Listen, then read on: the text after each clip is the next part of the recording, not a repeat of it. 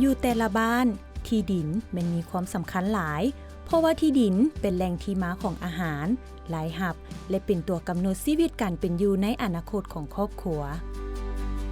แต่ว่าพวกเขาจะวางแผนนำไส้ที่ดินเพื่อให้เกิดประโยชน์สูงสุดได้แนวใดนั้นแม่นเวียกงานการวางแผนนำไส้ที่ดินแบบมีส่วนร่วมขั้นบ้านหรือพลับ2.0จะเข้ามามีบทบาทช่วยการวางแผนนำไส้ที่ดินแบบมีส่วนร่วมขั้นบ้านจะช่วยให้ชาวบ้านเข้าใจสภาพการนำไส้ที่ดินในปัจจุบันของเขาเจ้าและช่วยวางแผนการคุ้มครองนำไส้ที่ดินให้ดีกว่าเก่าในอนาคตพร้อมเดียวกันก็ยังช่วยปกป้องสิทธิการนำไส้ที่ดินของประชาชนและส่งเสริมการผลิตกสิกรรมและการนำไส้ทรัพยากรป่าไม้แบบยืนยงแต่สิ่งที่สำคัญที่สุดที่จะเฮ็ดให้การวางแผนนำไส้ที่ดินได้รับผลดีแม่นขึ้นกับการมีส่วนร่วมของประชาชนภายในบ้านทั้งหมดขั้นตอนการวางแผนนำไส้ที่ดินแบบมีส่วนร่วมขั้นบ้านแม่นเริ่มจากการจัดกองประชุมเต้าโฮมประชาชนหมดบ้านในกองประชุมนี้ทีมงานวิชาการขั้นเมืองได้อธิบายขั้นตอนการเฮ็ดเวียกและแจ้งให้ชาวบ้านทุกคนเข้าร่วมในแต่ละบาทก้าวหลังจากนั้นก็คัดเลือกและแต่งตั้งคณะกรรมการคุ้มครองที่ดินและป่าไม้ของบ้านหรือ VLFMC คณะกรรมการนี้ต้องประกอบมีทั้งหญิงและชายเพื่อเป็นตัวแทนให้แก่ชาวบ้านทั้งหมดพร้อมเดียวกันคณะกรรมการที่ถูกแต่งตั้งจะได้เข้าร่วมในแต่ละขั้นตอนของการวางแผนนำไส้ที่ดินขั้นตอนต่อไปแมนการปรึกษาหารือและกำหนดเขตคุ้มครองระหว่างบ้านต่อบ้านให้มีความละเอียดจะแจ้งตัวแทนจากบ้านอ้อมข้างทั้งหมดเข้าร่วมในการปรึกษาหารือเขตคุ้มครองระหว่างบ้านตนเองและบ้านเจ้าภาพในขั้นตอนนี้แมนได้นำไส้แผนที่และภาพถ่ายทางอากาศที่มีความละเอียดสูงเข้าช่วยในการกำหนดเขตคุ้มครองระหว่างบ้านถ้าหากพบเห็นจุดใดที่ยังบ่ทันจะแจ้งแม่นทีมงานวิชาการขั้นเมืองจะได้นำพาประชาชนบ้านที่เกี่ยวข้องลงอย่างสำรวจภาคสนามตัวจริง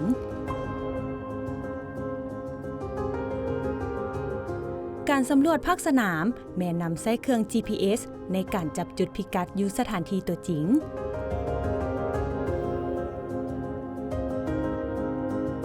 ภายหลังเขตคุ้มครองระหว่างบ้านได้รับการเห็นดีจากบ้านอ้อมข้างแล้วก็จะได้เซ็นและจำกาบุตรบันทึกร่วมกันไว้เป็นหลักฐานขั้นตอนต่อไปแมนการเก็บกำข้อมูลเศรษฐกิจสังคมของบ้านในขั้นตอนนี้จะได้เก็บกำข้อมูลเกี่ยวกับการคุ้มครองนำไส้ที่ดินและป่าไม้และการดำรงชีวิตของประชาชนอยู่ภายในบ้านซึ่งจะมีการสนทนาและเก็บกำข้อมูลแยกกลุ่มหญิงสายเฮ็ดแบบนี้ก็เพื่อรับประกันให้ชาวบ้านทุกคนสามารถแลกเปลี่ยนความคิดเห็นของเขาเจ้าได้อย่างเปิดเผยทุกข้อมูลที่เก็บกำมาแม่นเพื่อสร้างความเข้าใจเกี่ยวกับสภาพรวมของบ้านขั้นตอนถัดไปแม่นการแต้มแผนที่การนำไส้ที่ดินปัจจุบันโดยนำไส้ข้อมูลที่ได้เก็บกำมาและการปรึกษาหารือกับคณะกรรมการขั้นบ้านหลังจากนั้นคณะกรรมการคุ้มครองที่ดินและป่าไม้ขั้นบ้านและชาวบ้านก็ได้ปรึกษาหารือเฮ็ดเวียกร่วมกันเพื่อวางแผนการคุ้มครองนำไส้ที่ดินและป่าไม้ของบ้านในอนาคตในนี้จะได้มีการกำหนดแต่ละประเภทการนำไส้ที่ดินอย่างละเอียดจะแจ้งเป็นต้นแมนดินกสิกรรมดินป่าไม้และดินประเภทอื่นๆตามกฎหมายว่าด้วยที่ดินแผนนำไส้ที่ดินดังกล่าวนี้แม้ได้ถูกปรึกษาหารือและปรับปรุงหลายๆรอบก่อนจะสรุปเป็นแผนฉบับสมบูรณ์สุดท้ายก็สร้างกฎระเบียบการคุ้มครองนำไส้ที่ดินและป่าไม้ของบ้านขึ้นเพื่อสนับสนุนการจัดตั้งปฏิบัติแผนการนำไส้ที่ดินดังกล่าวในขั้นตอนสุดท้ายแม่นการปิดกองประชุมเวียกงานการวางแผนนำไส้ที่ดินแบบมีส่วนร่วมขั้นบ้านในกองประชุมนี้จะได้นำเสนอแผนการคุ้มครองนำไส้ที่ดินและป่าไม้ของบ้านในอนาคตให้ประชาชนทุกคนรับรู้ประชาชนทุกคนมีสิทธิ์ตั้งคำถามและแลกเปลี่ยนความคิดเห็นของเขาเจ้าต่อแผนดังกล่าว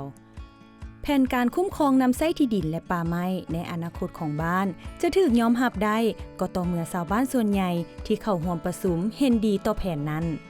หลังจากแผนถูกรับรองแผนดังกล่าวก็จะกลายเป็นแนวทางในการจัดตั้งปฏิบัติของบ้านในอนาคตการวางแผนนำใช้ที่ดินและป่าไม้นี้มีผลดีหลายอย่างต่อประชาชน อันที่1หันเขตระหว่างบ้านต่อบ้านเนี่ยมีความชัดเจนประชาชนบ้านต่อบ้านบ่มีการผิดเถียงกันอันที่2มามันประชาชนฮู้ว่าดินตัวเองอยู่ไสสามารถไปปลูกผังเลี้ยงสัตว์ขายเป็นสินค้าอันที่3มาป่าไม้หันได้ปกปักรักษาป่าไม้ได้มีความอุดมสมบูรณ์เวียกงานการวางแผนนำใช้ดินแบบมีส่วนร่วมคันบ้านนี่มันมีความสำคัญหลายเนาะย้อนว่าเวียกงานนี้จะช่วยบ้านในการจัดสรรที่ดินแต่ละประเภทของบ้านนี้ให้มีความละเอียดชัดเจนพร้อมเดียวกันเวียกงานนี้จะช่วยบ้านในการแก้ไขปัญหาข้อขัดแย้งด้านที่ดินนอกจากนี้ข้อมูลการวางแผนนำใช้ที่ดินจะเป็นข้อมูลพื้นฐานในแก่เวียกงานขึ้นทะเบียนออกใบที่ดินและก็เวียกงานปกปักรักษาป่าไม้ของบ้านในอนาคตฉะนั้นพ่อแม่ประชาชนทั้งหญิงและชายควรจะต้องเข้าร่วมในทุกขั้นตอนเพื่อปรึกษาหารือและก็ตัดสินใจในการวางแผนนำใช้ที่ดินของบ้านของท่านนี่เนาะให้เกิดผลประโยชน์สูงสุดต่อกับประชาชนการวางแผนนำใช้ที่ดินแบบมีส่วนร่วมคันบ้านเป็นเครื่องมือช่วยชาวบ้านในการตัดสินใจเกี่ยวกับการวางแผนนำใช้ที่ดินของเขาเจ้าให้มีประสิทธิภาพพร้อมทั้งรับประกันว่าทุกคนได้มีส่วนร่วมในการกำหนดอนาคตของบ้านร่วมกันถ้าหากชาวบ้านเข้าร่วมอย่างหาวหันหลายเท่าใดแผนที่ออกมาก็จะมีประสิทธิภาพและแท้เหมาะกับความเป็นจริงหลายเท่านั้นการร่วมมือเป็นจิตหนึ่งใจเดียวกันจะเฮ็ดให้ชุมชนสามารถคุ้มครองและนำใช้ที่ดินและป่าไม้ของบ้านเขาเจ้าให้มีความยืนยงได้และสร้างอนาคตที่ดีกว่าเก่าได้อย่างแน่นอน